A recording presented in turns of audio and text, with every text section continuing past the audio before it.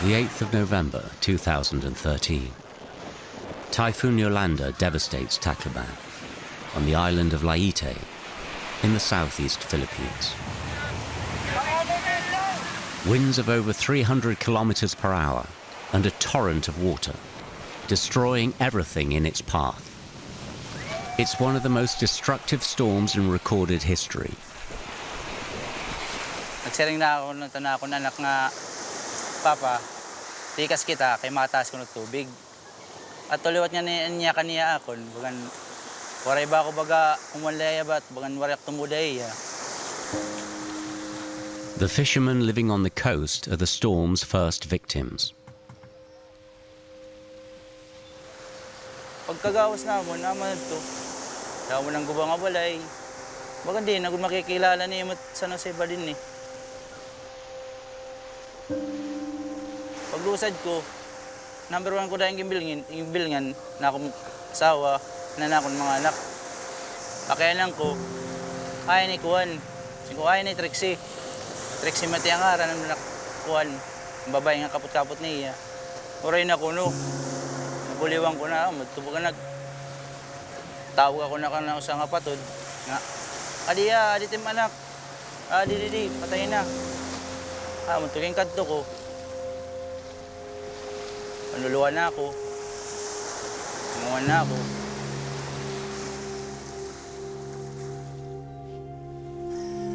On that day, thousands of people lost their lives in a matter of minutes.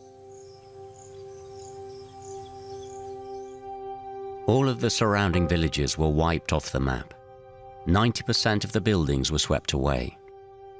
Across the whole region, a total of 4 million people are evacuated.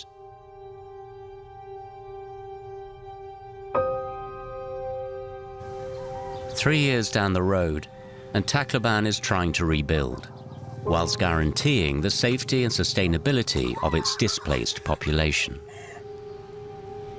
No small feat for one of the world's poorest and most at-risk nations to the impact of climate change.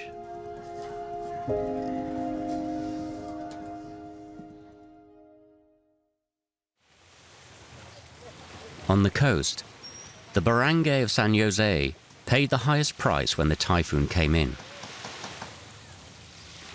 Particularly exposed to the wind and situated below sea level, the shantytown was completely submerged in water.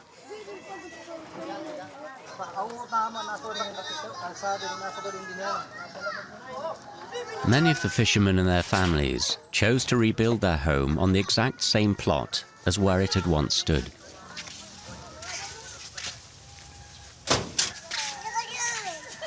Amin na akong ug sa Yolanda, balay ko ini amin ni tubtuban akong balay nga di. Ini nga di. Dito nga di. Tapos itya na bago ko lang ini nga balay. Kaumanan Yolanda.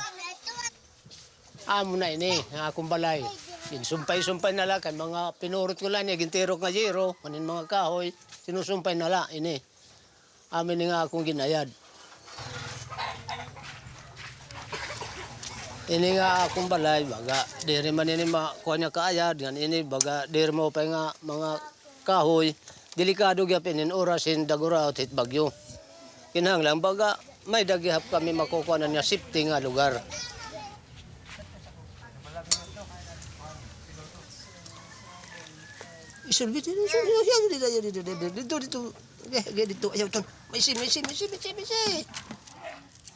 Ricardo Cinco very nearly lost his life on the day of the typhoon.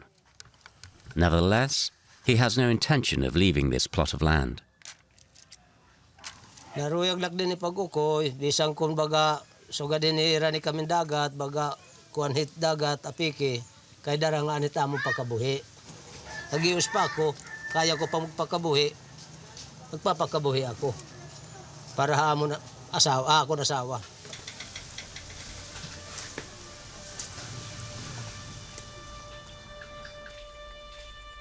Ricardo has been a crab fisherman for over 30 years. During the typhoon, he lost all of his fishing gear.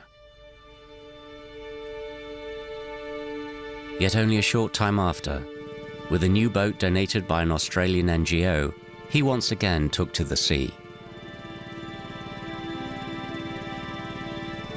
At 68, it's his only means of making a living. But the waters are becoming increasingly polluted by the debris churned up by the storm, and the weather conditions are becoming increasingly difficult.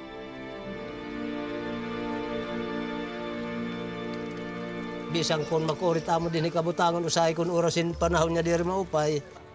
Diri na paron una nga baga ko lan hangin. Umuran yan upon nan hangin. Adto diri. Yan na makusog itangin basta may uran. Salit kami.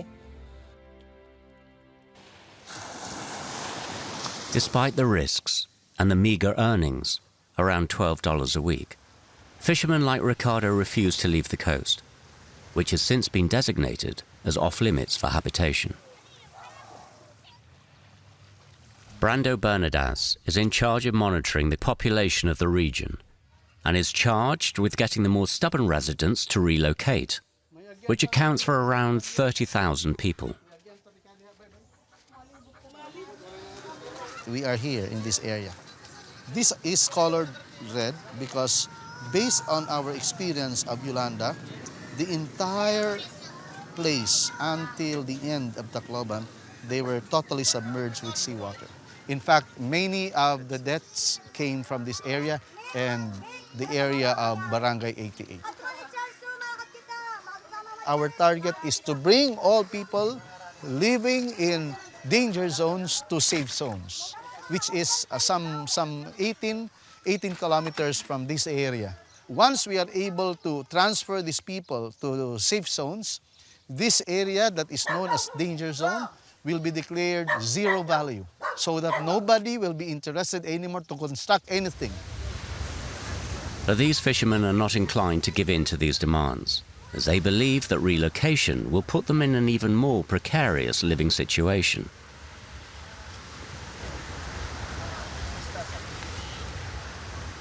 Akong eksperyensya, kung itong mangirisda ay harayo hiya itong lugar, itong urukyan, nga itong among ginpapangisdaan. Hamon pag-obserbar, maaram kami kung ginaanugod pagdakop itong isda, usahay maagahon o pagsirom pala. So, anamon panawagan unta, kung nasinghira nga danger zone na itong 40 meters. So, after 40 meters nga to 100 meters, pwede kami umatras nga to. Basta diri la kami din itong area nga amon ginunhawnaan nga ranit amon pangisdaan at pakabuhi, inindiri kami tangtangon. Kaya no.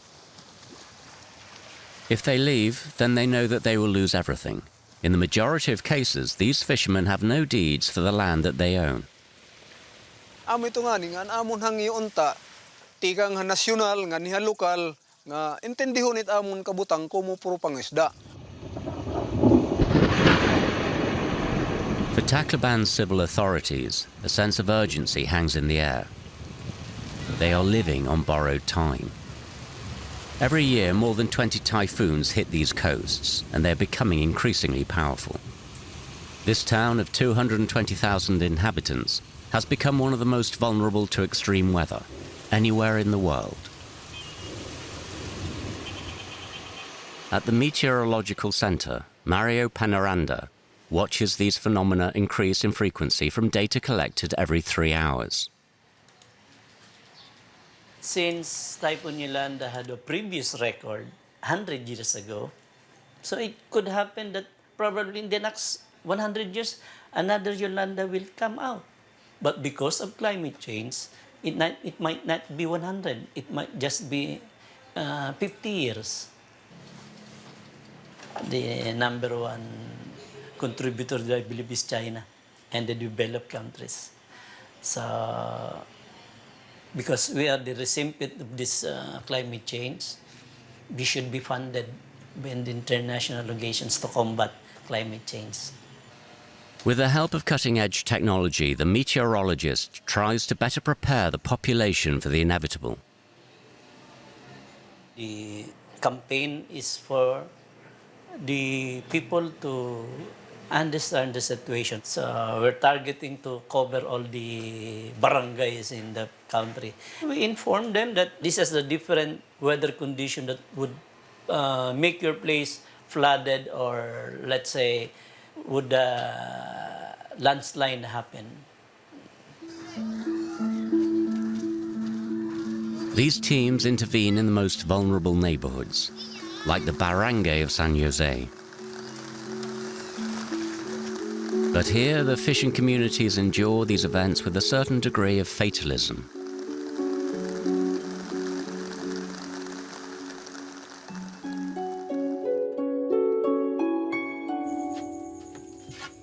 Haunted by his experiences, Ricardo turns to God and prays for those who were never found. Pagkigdan mo ni usa ka law manumdum ka nga pastila ni ra mo nga nasuga dinhi itya na waray na maga mailiw ka gadihap suga dito. Since the typhoon, Ricardo has no electricity or running water. He lives with one of his daughters, Anna, and her son. She has decided to stay by his side. His wife and his other children chose to be relocated by the authorities in a safer area, but much farther away.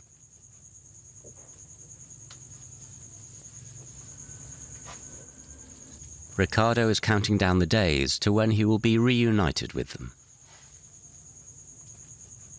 Makuri gad kay it baga puro istorya kamag-asawa baga mamingaw gad kundi kay iging ka istorya nganit pagtangkay pagkaon nga ikaw lang magkikinaon wala ka di nakatangka nga asawa kay may asawa ka man mamingaw.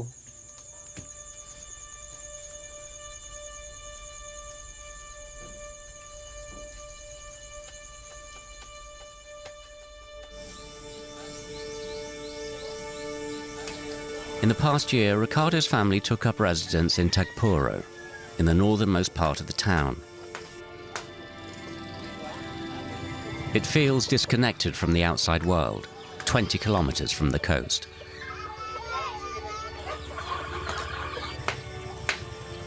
"200 people, mainly fishermen, live in these provisional shelters, built by the authorities to house people whilst more permanent lodgings are constructed.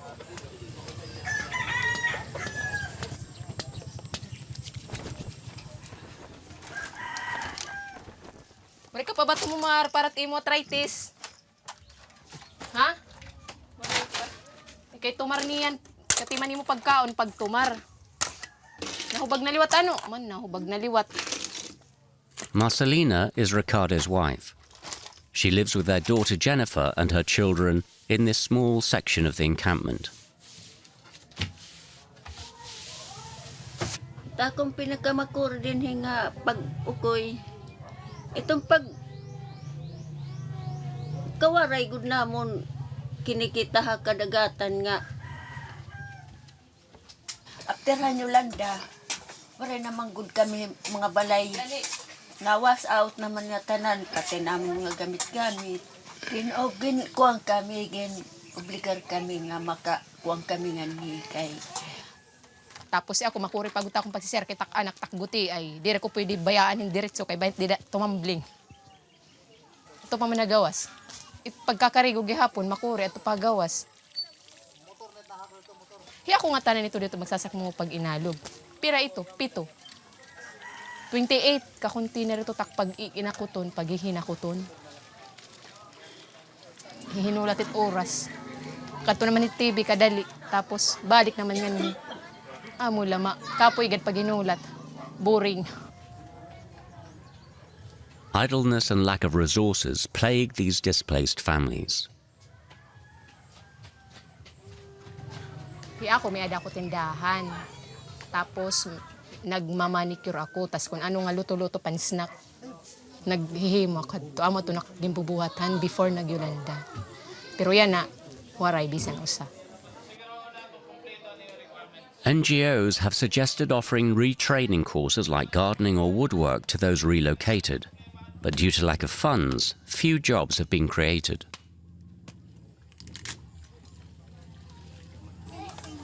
Ang promise hamon din 6 months la kami.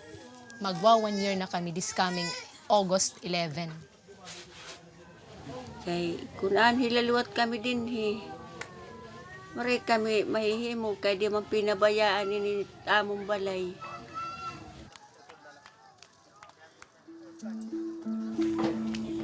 The children tend to be the only ones who have a reason to leave the camp every day. Every morning they head out to the local primary school, a few kilometers away from the encampment.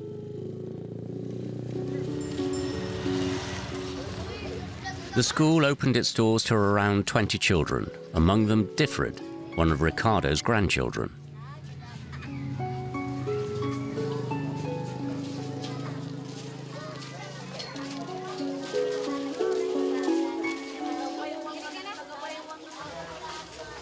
Okay. Different. You. What is kappa?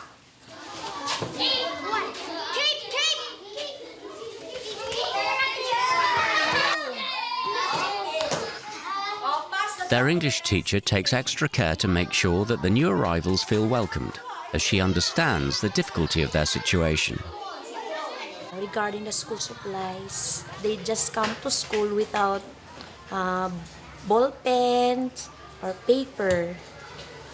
Other children come to school with an empty stomach.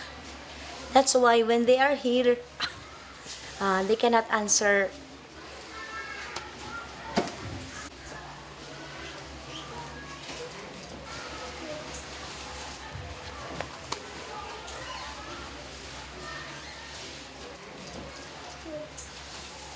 Sometimes they just sleep while I'm discussing.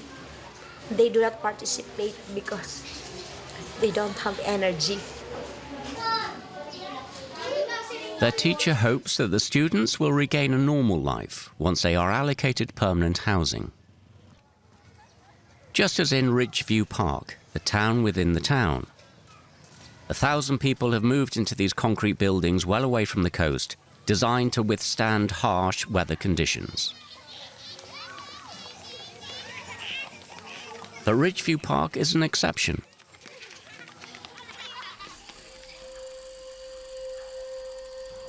Most of the housing promised by the authorities are still under construction. Jose Debuet from the Department of Social Protection takes us for a visit.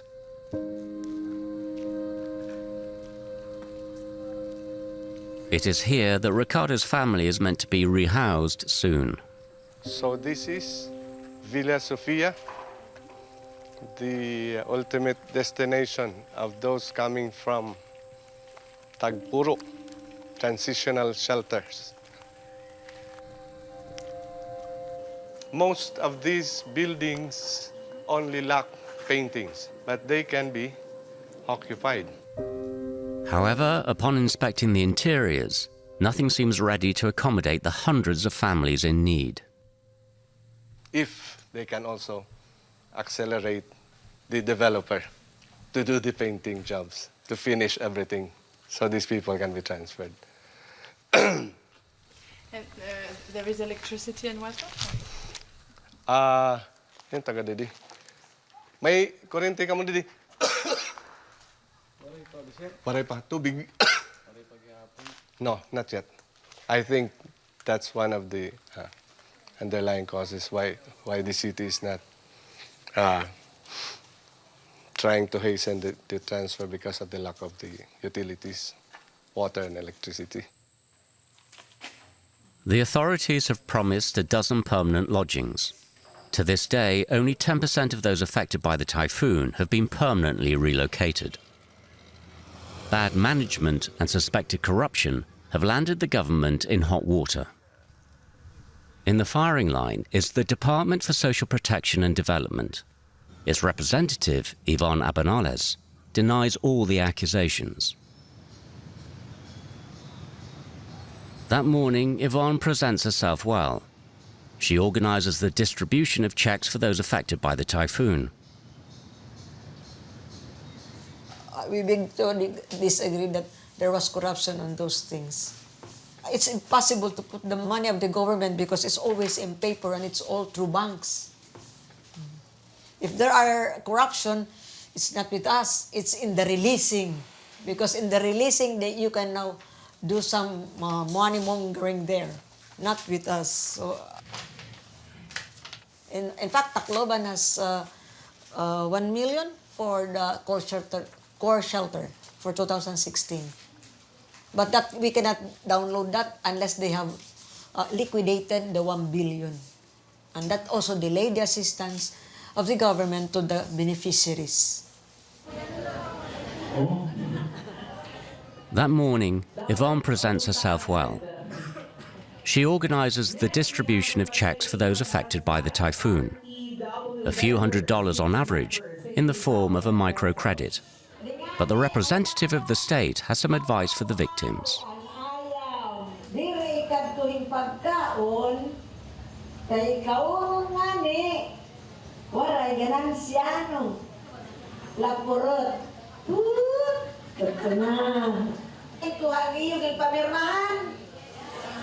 Yes, ma'am. Klaro ba? Okay. Pupuntang sa ikaw. According to the country's own independent audit commission, 20 million euros earmarked for those in need has yet to be distributed, prompting an ongoing investigation.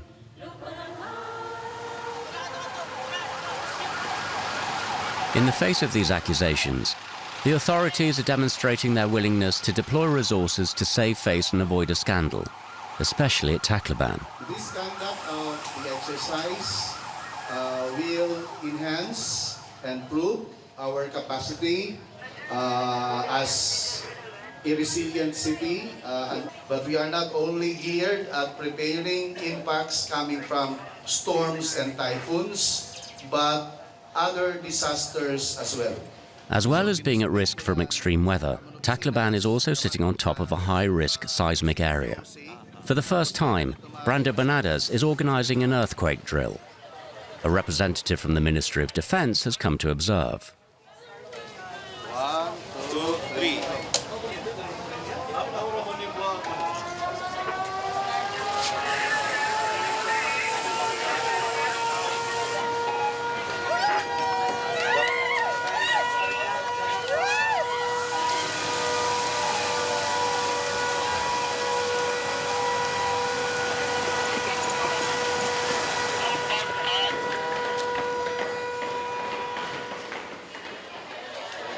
This simulation is designed to train the response teams as well as the inhabitants. On the eve of Typhoon Yolanda, all those responsible had underestimated the scale of the impending catastrophe. In the wake of that disaster, a change of mindset was needed to prepare for the future.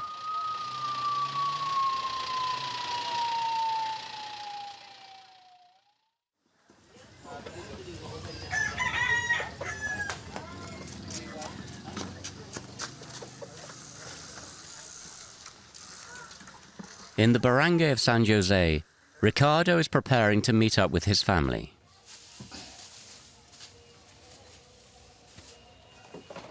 Once a week, he puts down his fishing nets to spend time with his loved ones in the far north of the town.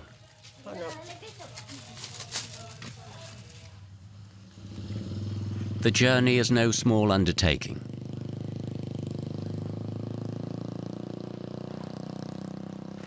Mga unay media kung di baga manalangan hindoro traffic. Tikang din para downtown usa. Tikang downtown nga to tagpuro bali duha kay nasakapan mo to pagawas dito ay skin at tagpuro.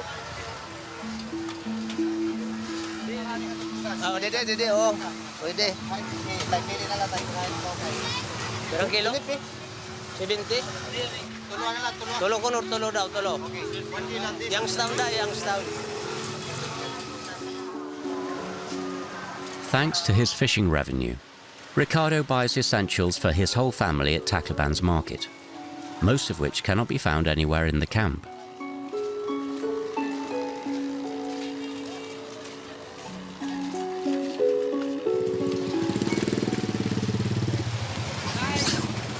Wow! Laki nalilipay. Magkikita kami. Siyempre, dagot kayo magkakatubong ka kay Rani pa. Kikita kami.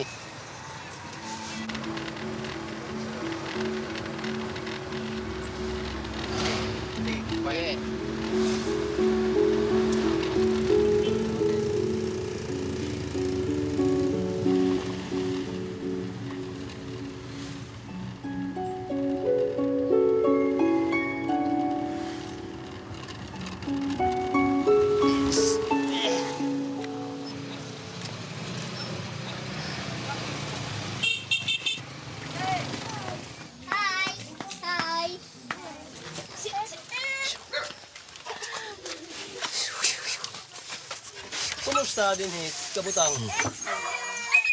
Yeah, hugaw. Doro tugaw.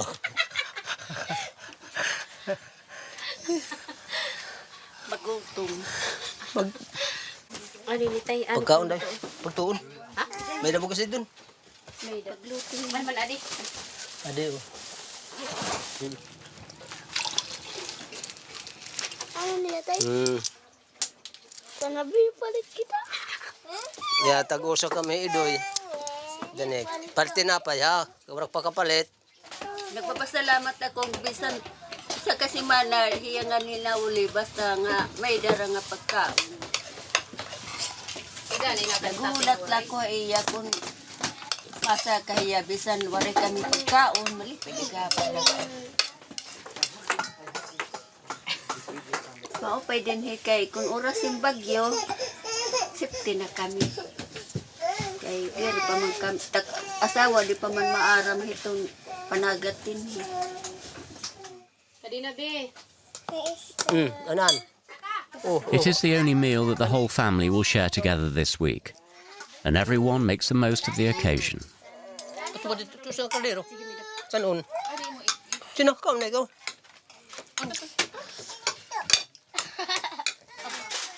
Tinggan. How long will Ricardo's family continue to live in the temporary encampment?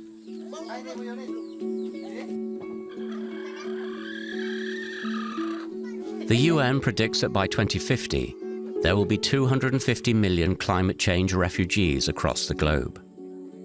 Ricardo and his community will probably be among their number, no doubt condemned to exile, pushed out of their own country. But where will they all go?